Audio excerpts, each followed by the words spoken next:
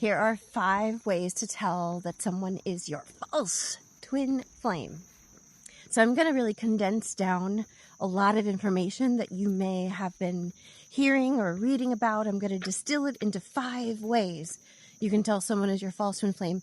But I'm also going to dispel the myths about false twin flames too, so that you can get clear, so that you know the solid ground that you're walking on. Sign number 1. Your false twin flame will not share all of your core values and all of your ideas about life with you, right? So your false twin flame might present like that.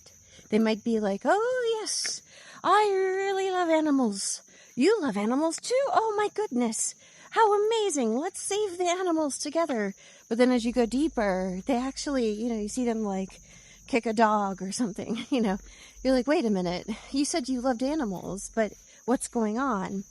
So when you go deeper with your false twin flame, their facade is gonna fall off, their mask is gonna fall off, whatever they presented you with, which wasn't their true self, is gonna fall away, because you can't sustain a mask forever, right? So that's one sign that your false twin flame is not gonna share all of your core values with you. They're going to pretend to, maybe to woo you or get a bunch of your, loving energy, but then the truth will be revealed, right? So here's a second sign that someone is a false twin flame. They're going to want to get away from you all the time. Maybe in the beginning, like I said, they're really enjoying your energy. They're enjoying being around you. Maybe they flatter you, wine and dine you, take you out. Maybe they're like the person that you've always wanted and they play the part. But then as time goes on, they get away from you. Whether it's emotionally, they start playing video games, they start going out with their friends, they stop calling you, they stop talking to you. They want to get away from you. Now I want to caution you here. Big caution stripe. Your true twin flame can appear to do that if you are not present with yourself, if you're trying to get away from yourself, if you're doing those things like going out playing video games, and video games are not bad, I play them, but not like to numb out, right? I have intention when I play. If you're not present with your feelings, if you're trying to run away from yourself, your true twin flame can mirror that by running away from you. But the difference is, I'm going to go into number 3. Your number 3, a false twin flame will not heal as you heal. When you heal, when you decide to be present with yourself, when you decide to accept yourself and love yourself, your false twin flame is not going to mirror that. In fact, one way to easily identify a false twin is to do this inner work that I practice, the mirror exercise, watching Twin Flame Ascension School, loving yourself, paying attention to yourself, not to get someone else, but because it feels good to do that. And your false twin flame person will just fluff off. I could use a different word, but they'll just fluff off. They'll go away. So like, as you heal, they're not going to heal as you heal. A true twin flame would heal and come closer. Now, another caution, some people are doing the inner work and they're like, well, my twin flame person isn't coming closer. Are they a false twin? I think you need to talk to your coach about it. I could help you to identify whether you've actually moved through the block or whether you're at a stalemate with yourself. Because that, I've seen it happen a lot of times. A bunch of times where somebody will think that because they've done some inner work that their twin flame person isn't coming closer, they think, oh, they're a false twin. Not necessarily. I can really help you identify if it's a block that you haven't worked through yet that I could help you work through, or if it's a false twin. Regardless, it is always safe to let go of attachment to this person, whoever they are. You don't have to force and strive and make it, make your harmonious union. It's already given to you, but you don't need to make it happen. You can relax. Just be yourself. Do what you want to do. Do the things that make you come alive and make you feel good.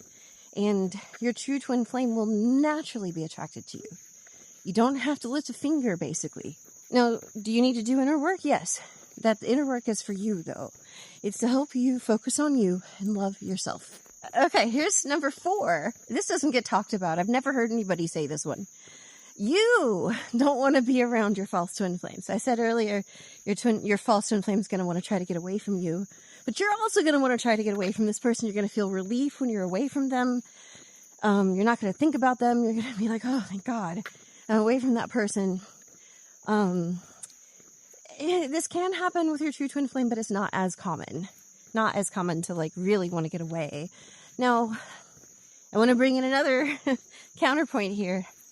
Just because I'm saying these counterpoints to help you get clear, right? I know that you want like a simple solution, like check, check, check, false. But I want to invite you to explore the relationship and look at every angle, right? You want to be clear. So sometimes in a true twin flame union, there can be some trauma that is unresolved within you or them. And so what this is called in the psychology world is trauma bonding.